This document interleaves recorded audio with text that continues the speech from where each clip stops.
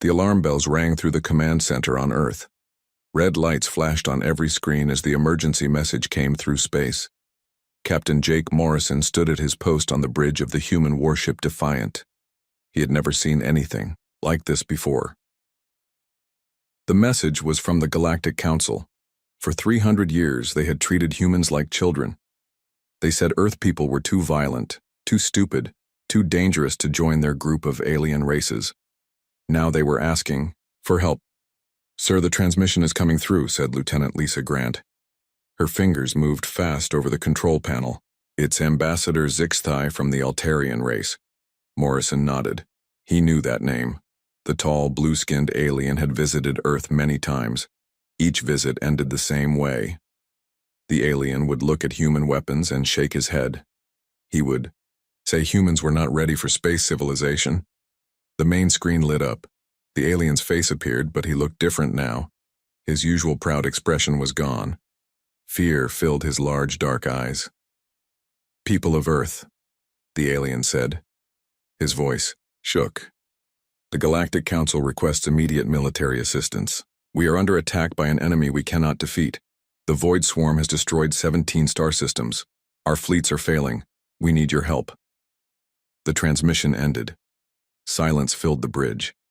Morrison looked at his crew. They all had the same thought. The aliens who had rejected them now needed them. Commander Ryan Blake walked over to Morrison. Blake had fought in 3 wars for Earth.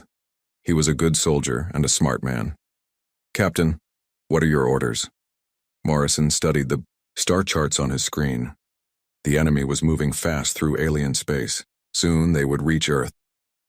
"Get me a direct line to Earth Command. We need to talk to the President."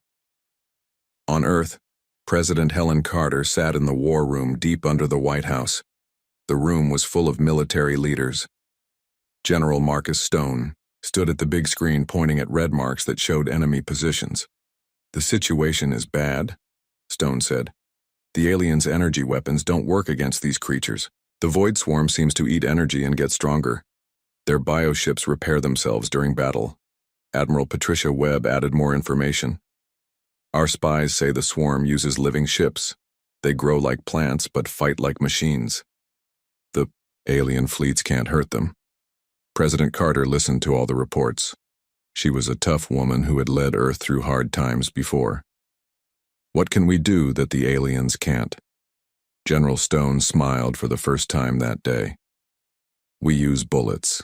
Missiles and bombs, old-fashioned weapons that hit hard. The aliens never learned to fight that way." The president made her choice fast. "Send the message to all human colonies. We're going to war.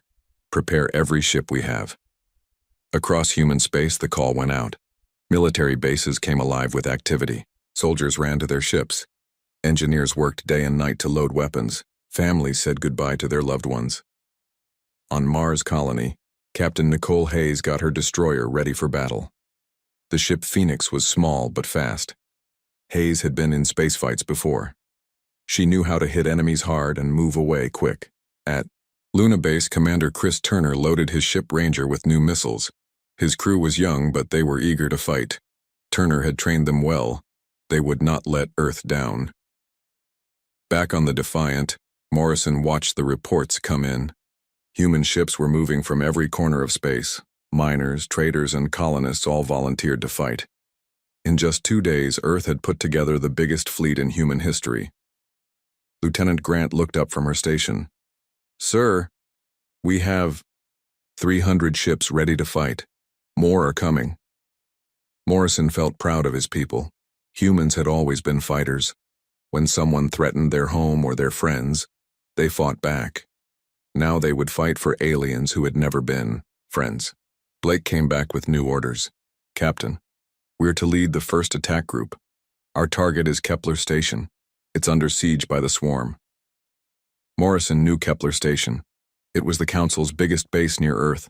If it fell, the enemy would have a clear path to human space. "How many enemy ships?" "Reports say over 500 bioships. They've been attacking for 3 days. The station's shields are failing." The captain looked at his crew.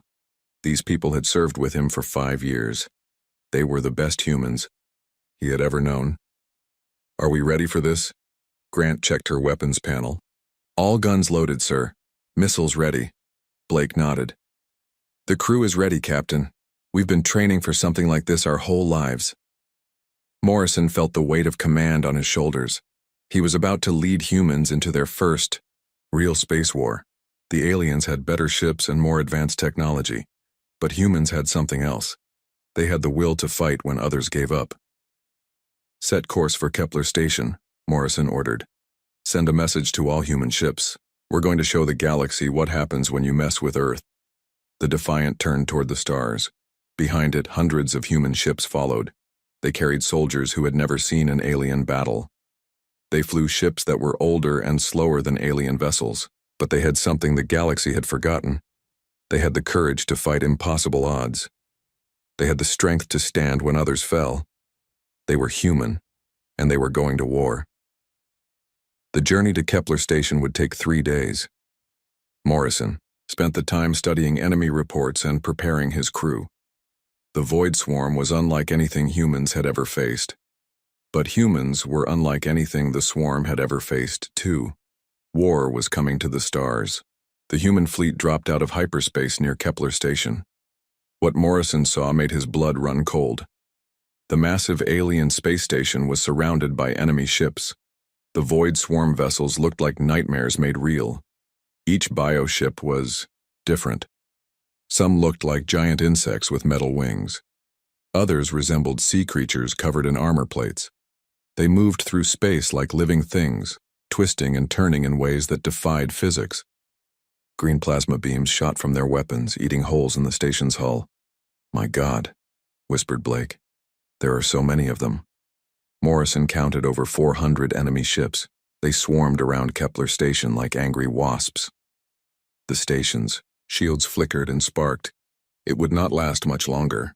"Sir, incoming transmission from the station," Grant reported. "It's the station commander." The main screen showed an alien with gray skin and 4 arms. Burns covered half his face.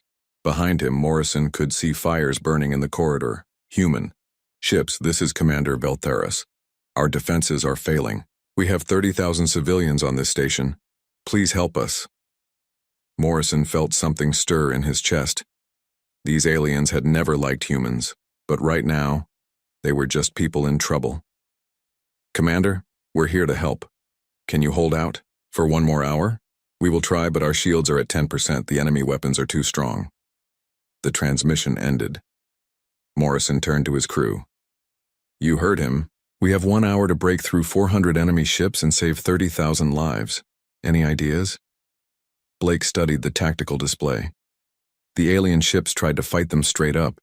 Energy weapons against energy shields, but look at these. Swarm ships, they're organic. Living tissue mixed with metal. Grant ran the data through the computer. "Sir, living tissue doesn't handle kinetic impacts well. Our bullets and missiles might work where energy beams failed." Morrison smiled. "Then let's show them how humans fight. All ships, this is Morrison. We're going in fast and hard. Use everything. You've got. Target the biggest ships first." The human fleet moved forward. The Defiant led the way, followed by Hayes's Phoenix and Turner's Ranger. Behind them came destroyers, cruisers, and converted cargo ships loaded with weapons. The Swarm noticed them coming. Bioships turned away from the station to face this new threat. Green plasma beams reached out across space toward the human fleet. "Evasive action," Morrison ordered. The Defiant rolled and twisted, dodging the energy attacks. "Return fire. All weapons." The human ship's railguns opened up. Solid metal slugs traveling at incredible speed slammed into the nearest bioship. The creature's living armor cracked and split. Black blood leaked into space. "Direct hit," Grant shouted. "The enemy ship is badly damaged." All around the battle space, human ships opened fire. Missiles streaked through the void, exploding against swarm vessels. Machine guns chattered, sending streams of bullets into organic hulls.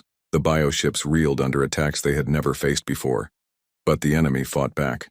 A plasma beam caught Turner's Ranger in the engine section. The human ship spun out of control, trailing fire and debris. "Ranger is hit," Blake reported. "They're losing power." Morrison saw 3 swarm ships moving toward the crippled destroyer. Phoenix, cover the Ranger. Grant, target those bioships attacking Turner. Hayes brought her destroyer around in a sharp turn. Her weapons blazed as she fought to protect Turner's ship. Missiles and railgun rounds tore into the attacking swarm vessels. The battle grew more intense.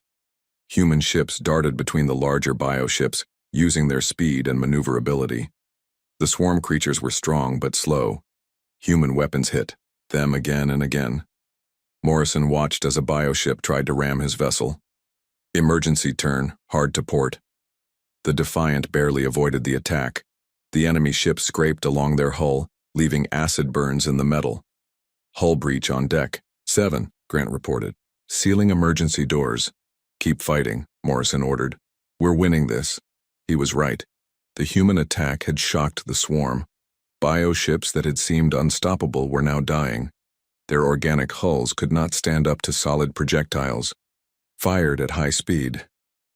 But the humans paid a price too. The destroyer Salem exploded when plasma beams overloaded her reactor. The cruiser Boston drifted helpless with her engines destroyed. Good people were dying in the cold of space. Morrison opened a channel to all human ships. This is Morrison. We're breaking through their lines. Form up on me. We're going to punch right through to the station. The surviving human vessels followed, the Defiant toward Kepler Station. Enemy ships tried to block them, but human weapons carved a path through the swarm fleet. Bioships exploded or fled as the humans pressed forward. Behind them, Sergeant Amy Rodriguez prepared her Marines for boarding action. Rodriguez was a tough woman from Texas who had fought pirates in the outer colonies. Now she would fight aliens in space. Listen up, Marines, she told her squad. These things bleed black blood and smell like rotten eggs, but they die, just like anything else when you shoot them enough. Stay together and watch each other's backs. The Marines loaded into their boarding pods. These were small armored ships designed to cut through enemy hulls. Rodriguez had used them before, but never against living ships. Launching in 30 seconds, the pilot called out. Hold on tight. The boarding pod shot away from the Defiant, toward a damaged bioship. It hit the enemy vessel's hull and drilled through the organic armor. Rodriguez and her Marines rushed into the alien vessel. The inside of the swarm ship was like a nightmare. The walls were made of living tissue that pulsed like a heartbeat. Strange fluids dripped from the ceiling. The air was thick and hard to breathe. Stay in formation, Rodriguez ordered. Her Marines moved through the corridor with their weapons, ready. They wore sealed armor that protected them from the toxic atmosphere. Swarm creatures attacked them from side passages.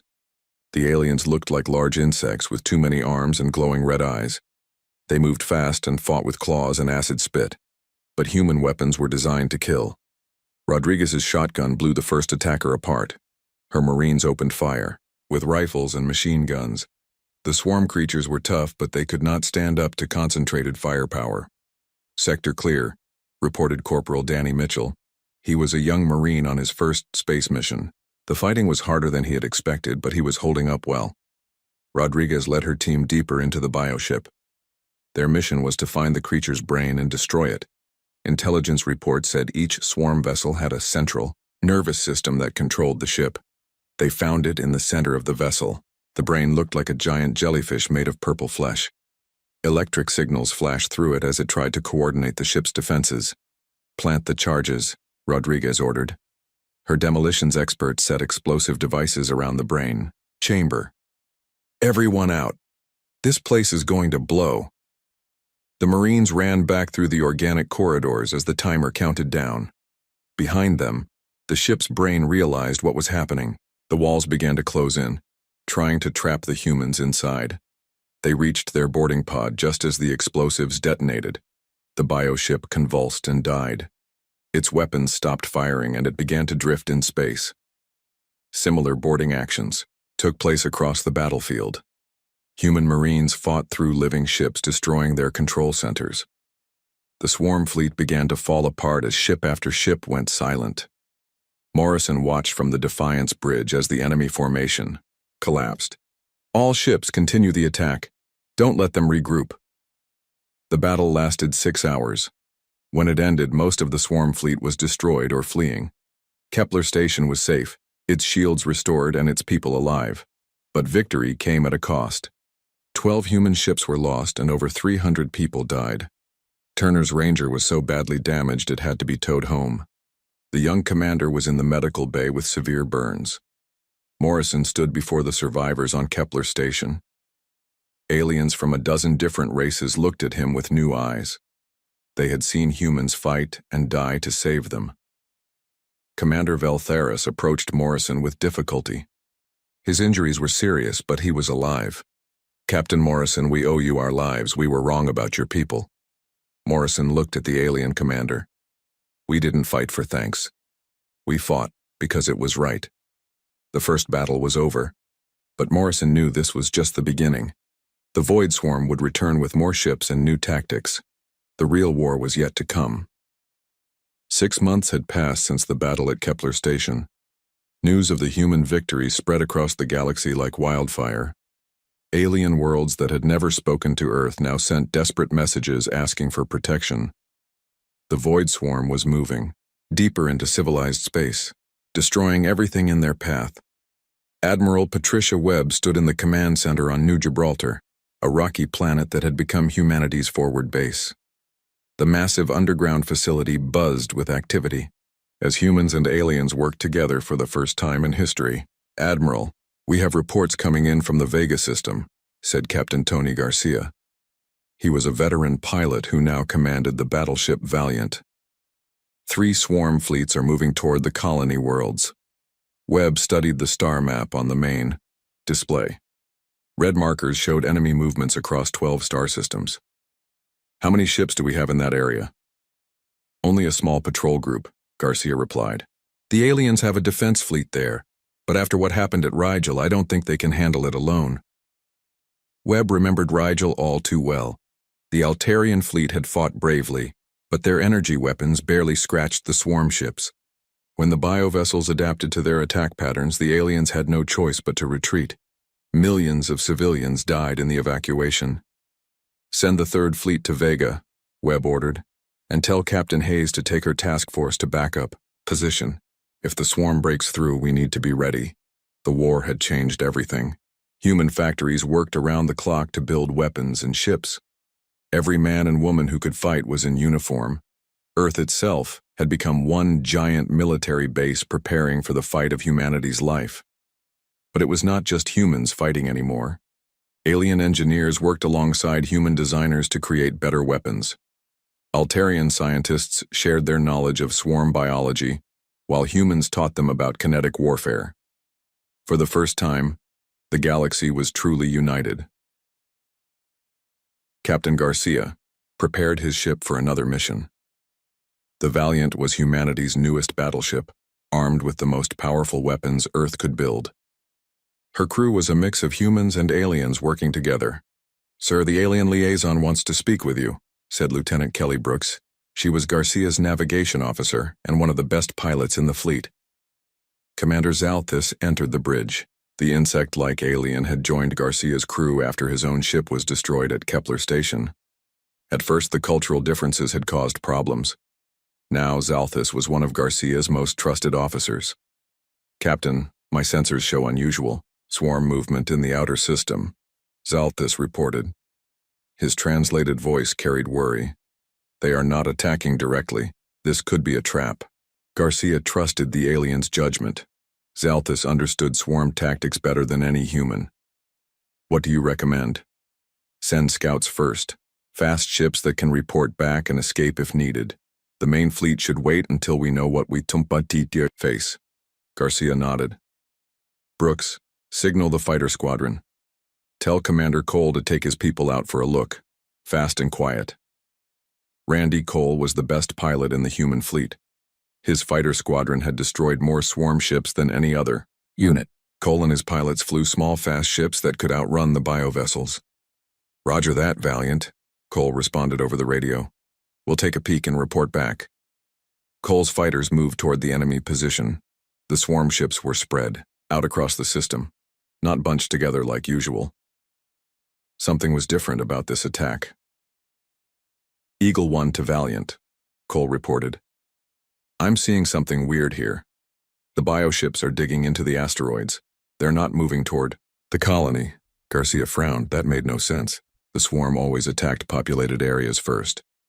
Can you get closer for a better look? Negative. Too many patrol ships.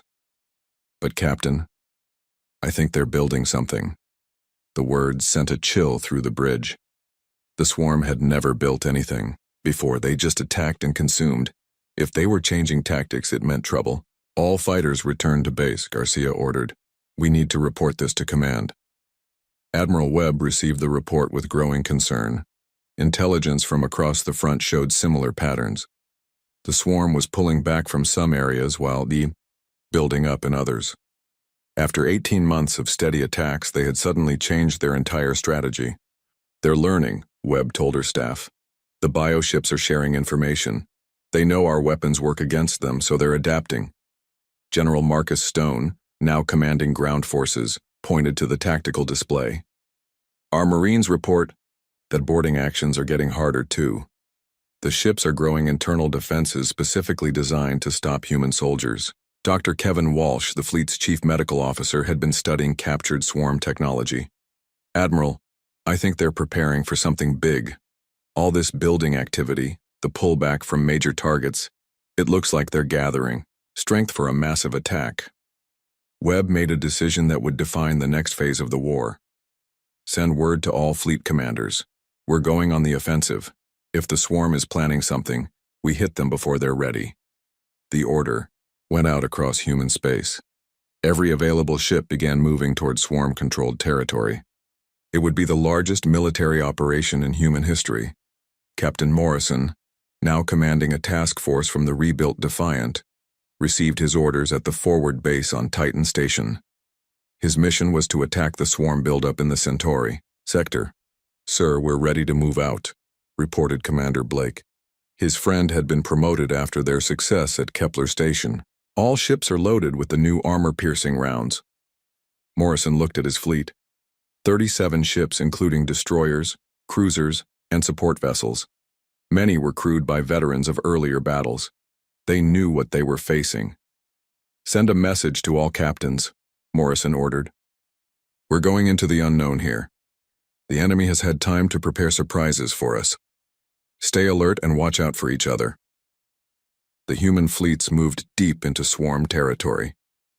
What they found there shocked even veteran commanders. The bioships had indeed been building, but not bases or weapons. They had been growing new types of ships. The new swarm vessels were different from anything seen before. They were larger, more heavily armored, and armed with weapons designed specifically to fight human ships. Solid projectile launchers that could match human firepower. Acid sprayers that could eat through human armor. Captain Hayes, commanding.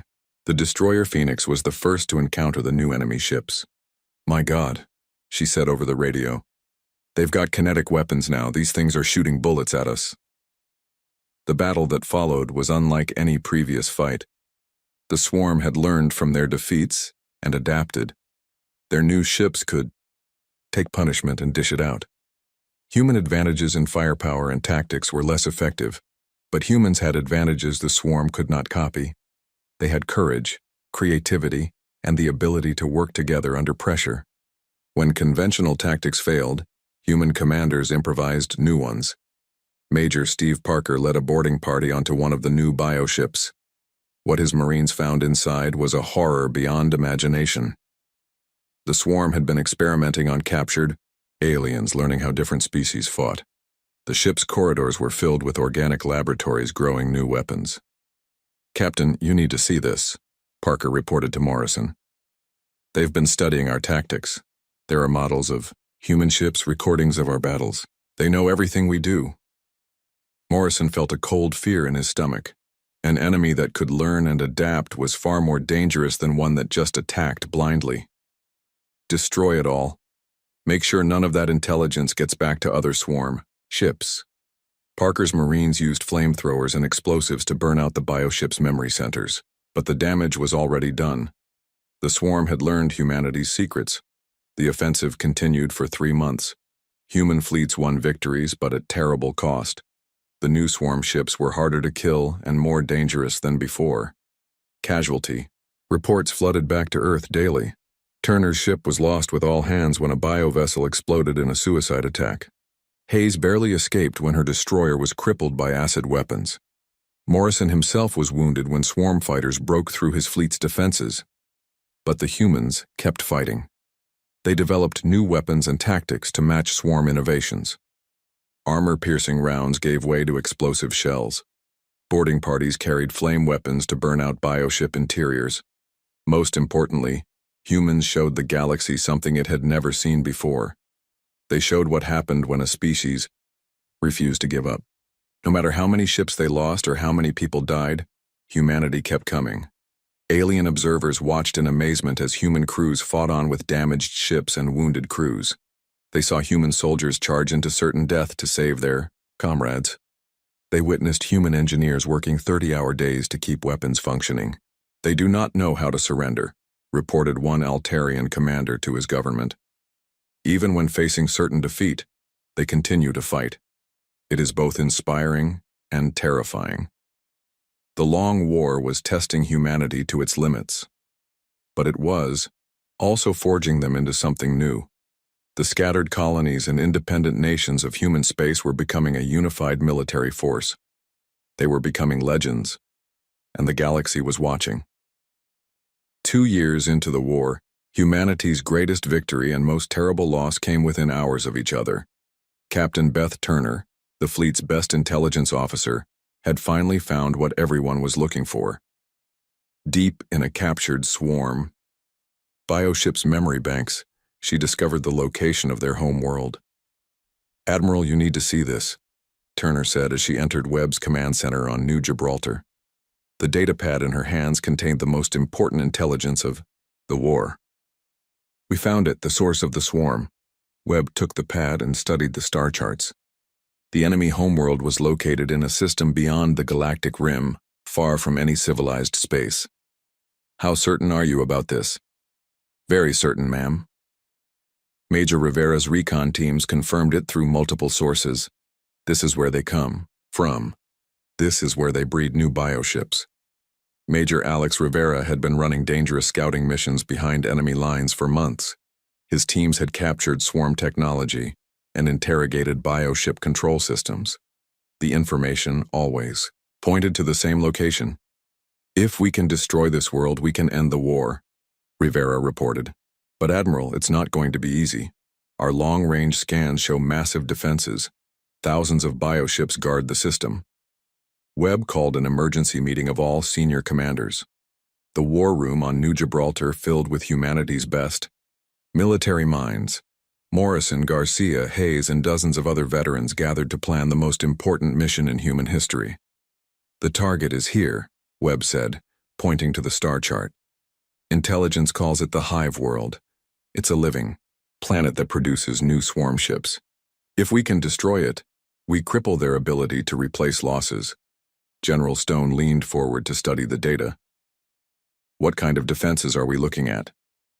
"At least 5,000 bioships in the system," Turner replied, "plus planetary defense weapons we can't identify from this distance.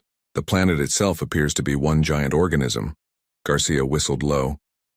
5,000 ships. We'd need every vessel in the fleet to have a chance." "That's exactly what we're going to do," Webb announced. "This is humanity's all-or-nothing attack. Every ship that can fly will be part of this mission." The room fell silent. Everyone understood what this meant. If the attack failed, humanity would have no fleet left to defend Earth. It was the biggest gamble in human history. Morrison spoke first. "Admiral, when do we leave?" "Fleet assembly begins immediately. We launch in 1 week. Across human space, the greatest armada ever assembled began to gather. From Earth came the heavy battleships Excalibur and Constitution. From the outer colonies came destroyers and cruisers. Even civilian ships were armed and pressed into service. Captain Diana Ross commanded the flagship Excalibur, humanity's most powerful warship. Her crew had fought in every major battle of the war. They were tired, scarred, and had lost too many friends. But they were ready for one final fight. "Ma'am, the fleet is assembled." reported her executive officer, Commander Frank Lewis. 347 ships ready for combat. Ross looked out at the vast formation of human vessels. It represented every spacefaring nation on Earth and every colony world humanity had built. Send the signal. All ships prepare for hyperspace jump. The journey to the hive world took 5 days. During that time, human crews prepared for the battle they knew would decide the war. Weapons were checked and rechecked. Marines sharpened their combat knives. Pilots ran endless simulations. Captain Joe Martinez commanded the battle carrier Independence. His ship carried 3 squadrons of fighters led by some of humanity's best pilots. Jenny Walker, the ace who had shot down 40 swarm ships, briefed her squadron for the 100th time. "Remember, our job is to get the bombers through to the planet," Walker told her pilots.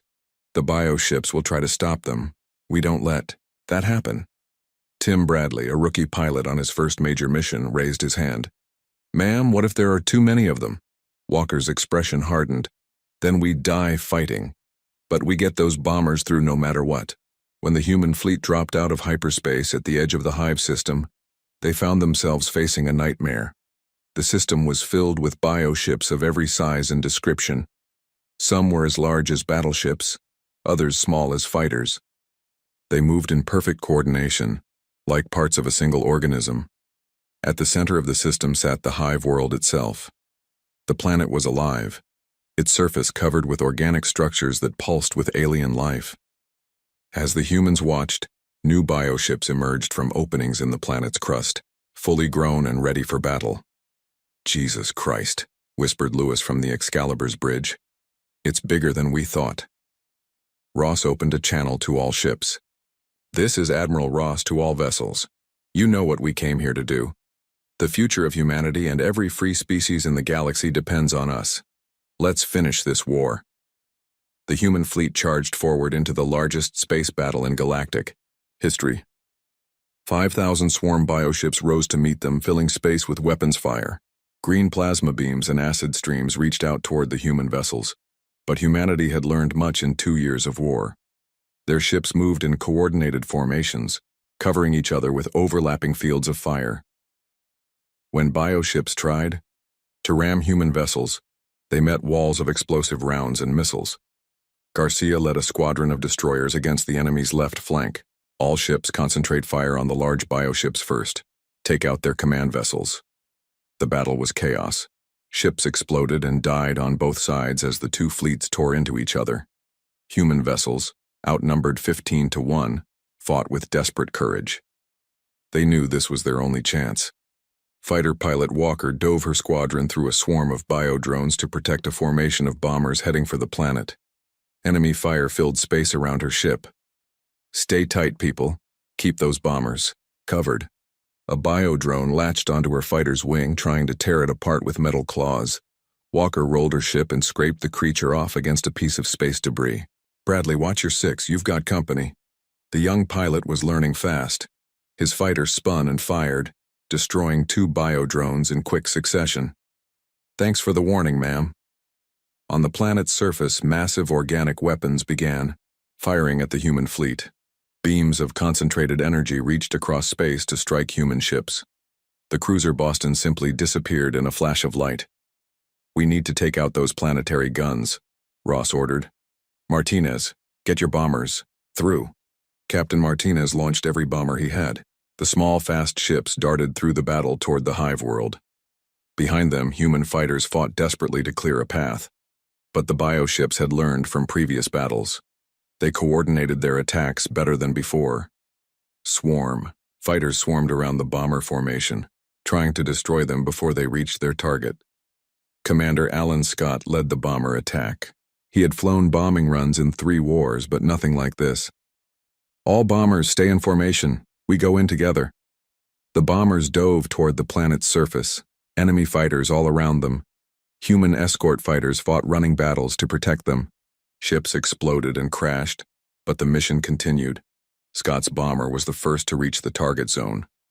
Below him, the planet's surface writhed with alien life.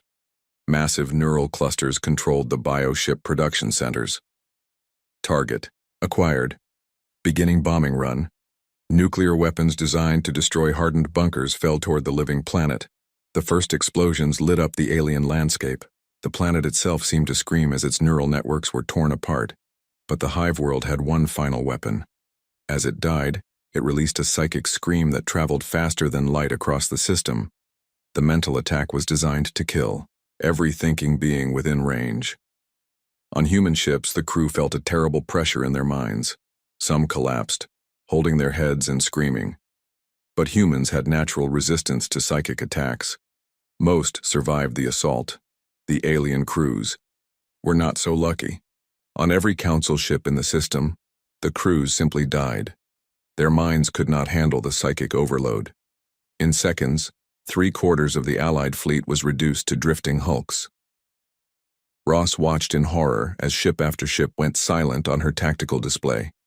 "Get me damage reports from all vessels." The reports that came back told a terrible story.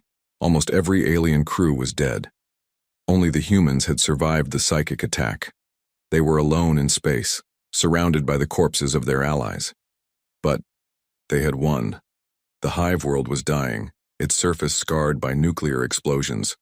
The bioship production centers were destroyed. No new swarm vessels would emerge from this place. Captain Hayes, commanding one of the few surviving human ships, sent a message to the fleet. "Admiral, we did it. The planet is finished." Ross looked around her bridge. Her crew was exhausted and traumatized but alive. Around them, space was filled with debris from both fleets. The cost of victory had been higher than anyone imagined. "All ships, this is Admiral Ross. The mission is complete. The hive world is destroyed. Prepare for return to base." As the human fleet began its journey home, they left behind a graveyard in space. Thousands of ships from both sides drifted in the void. But the war was finally over. The Void Swarm would never recover from the loss of their homeworld. Without the ability to create new bioships, their remaining forces would slowly be worn down and destroyed. Humanity had paid a terrible price for victory, but they had saved. 3 months after the destruction of the hive world, the galaxy was a different place. The remaining swarm bioships, cut off from their source of reinforcement, fought with the desperation of dying creatures. But without new ships to replace their losses, they were slowly being hunted down by human and surviving alien forces. President Helen Carter stood before the combined assembly. On Luna, Earth's first truly international space station, behind her, a wall displayed the names of every human who had died in the war. The list was long, over 2 million names in small print. But because of their sacrifice, trillions of beings across the galaxy were still alive. Today, we remember, not just those who died, but what they died for, Carter said to the assembled crowd of humans and aliens. They fought not for conquest or glory, but for the right of all beings to live free from fear. In the audience sat the survivors. Admiral Webb, her hair now gray from the stress of command, listened with tears in her eyes. Beside her, Captain Morrison bore scars from a dozen battles. They had seen too much death, lost too many friends. But they had also seen humanity rise to meet its greatest challenge. The war had changed everything about how the galaxy worked. The old Galactic Council, with its slow committees and careful politics, was gone. In its place stood the Galactic Defense Force, led by humans but including survivors from every known species. Admiral Garcia, promoted after his heroic service during the war, commanded the new organization from Kepler Station. The rebuilt base was now the largest military installation in known space. Ships from a dozen worlds docked there, their crews working together to keep the peace. "Sir, we have a situation in the Outer Rim," reported Captain Blake, who now served as Garcia's chief of staff. "Swarm remnants are raiding civilian ships near the Vega colonies." Garcia studied the tactical display. A small group of bioships, probably the survivors of a larger fleet, were attacking merchant vessels. They were like wounded animals, striking out in their death throes. "Send Captain Ross and the Excalibur," Garcia ordered. "Those people have suffered enough during the war. Time to end their nightmare." Ross and her crew had become legendary during the final battle. They had survived, The psychic attack that killed so many others and led the fleet home when victory seemed impossible. Now they hunted down the last swarm forces, bringing peace to systems that had known only war. But the most important changes were happening on individual worlds. On Earth, children who had grown up during the war were learning about courage from those who had shown it. In schools across human space, the stories of ordinary people who had done extraordinary things became the foundation of a new culture. Dr. Kevin Walsh now ran the Interspecies Medical Institute on Luna. His staff included human doctors working alongside alien physicians, sharing knowledge that saved lives across the galaxy. The war had taught them all valuable lessons about treating trauma and surviving impossible odds. "Doctor, we have a new patient," said Nurse Sarah Johnson. She had served in the fleet during the war, treating wounded soldiers under fire. Now, she helped heal the psychological wounds that war left behind. The patient was a young Altarian who had survived the destruction of his homeworld. Like many war survivors, he suffered from nightmares and panic attacks. Walsh had developed new treatments for these conditions, combining human psychology with alien healing techniques. "It's going to be okay," Walsh told the young alien. "You survived something terrible, but you're safe now. We're going to help you heal." Healing was a major theme in the post-war galaxy. Entire star systems had to be rebuilt after swarm attacks. Populations that had been reduced to refugees needed new homes. The work would take generations, but humanity led by example. Captain Hayes, now commanding the rebuilt Phoenix, oversaw refugee resettlement efforts in the former war zones. Her ship carried not weapons but supplies and construction equipment. The destroyer that had once fought bioships now built schools and hospitals. "Ma'am, the colony ship from Earth has arrived," reported her communications officer. "They're ready to begin construction of the new settlement." Hayes watched through her ship's viewports as human engineers worked alongside alien specialists to build new communities. Former enemies now worked together, united by their shared experience of surviving the war. The work was not always easy. Cultural differences that had been ignored during the war now caused friction. Some aliens resented humanity's new leadership role. Some humans struggled to trust former enemies. But the veterans of the war understood something that others did not. They had fought together, bled together, and survived together. The bonds forged in battle were stronger than old prejudices. Sergeant Rodriguez, now a colonel commanding a mixed human-alien unit, dealt with these problems daily. Her peacekeeping force included soldiers from 6 different species, all working to maintain order in the rebuilding zones. "Listen up, people," she told her mixed unit during a briefing. "I don't care what planet you come from or what you look like. We're all soldiers here. We watch each other's backs and we get the job done." Her words carried weight because everyone knew her history. Rodriguez had fought on bioships where the air was poison and the walls tried to kill her. She had saved alien civilians when it would have been easier to abandon them. She was a hero, and heroes commanded respect. The war had created many heroes. Captain Turner, who had been badly wounded but survived, now trained new pilots in advanced combat techniques. Walker, the ace fighter pilot, established a flight school that taught humans and aliens to fight together. But perhaps the greatest hero was Morrison himself.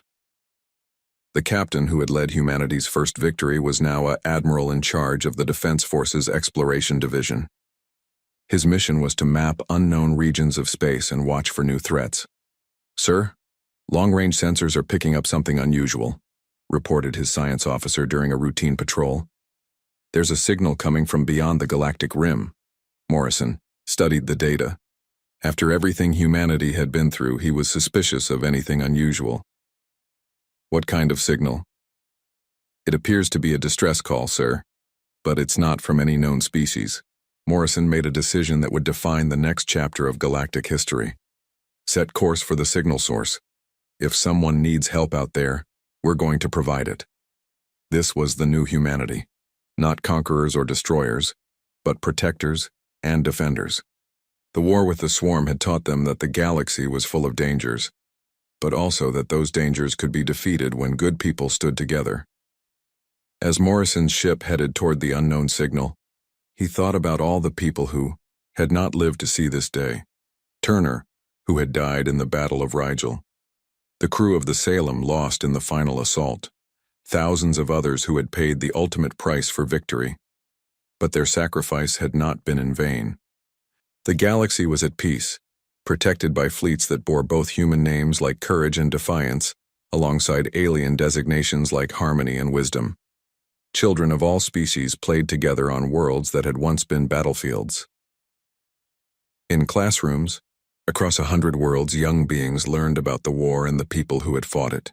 They learned that heroes were not born, but made through the choices they made when everything was at stake. They learned about Captain Morrison, who had answered the call when the galaxy needed help. About Sergeant Rodriguez, who had fought through living nightmares to save innocent people. About Dr. Walsh, who had healed the wounds of war with compassion and skill. Most importantly, they learned that heroism was not the property of any one species. Humans had stepped up when heroes were needed, but so had aliens who fought beside them. So had civilians who had risked everything to help strangers. So had ordinary people who had done extraordinary things. The war was over, but its lessons lived on. Humanity had found its place among the stars not through conquest but through service. They had shown that sometimes the greatest strength comes not from advanced technology or superior numbers, but from an unshakable refusal to abandon those in need. When heroes were needed, humans had stepped up, but in stepping up, they had inspired others to do the same. The galaxy would never forget the species that had refused to let it die, and in the vast darkness of space, new signals were being detected. New challenges were emerging that would test the bonds forged in war. But the galaxy was ready now. It had learned that when evil threatens, good people stand together. The legends forged in fire would burn forever, lighting the way for future generations who would face their own trials. And when those trials came, they would remember the example set by ordinary humans who had become extraordinary heroes. The story of humanity's war against the Void Swarm was over. But the story of human heroism in the galaxy was just beginning.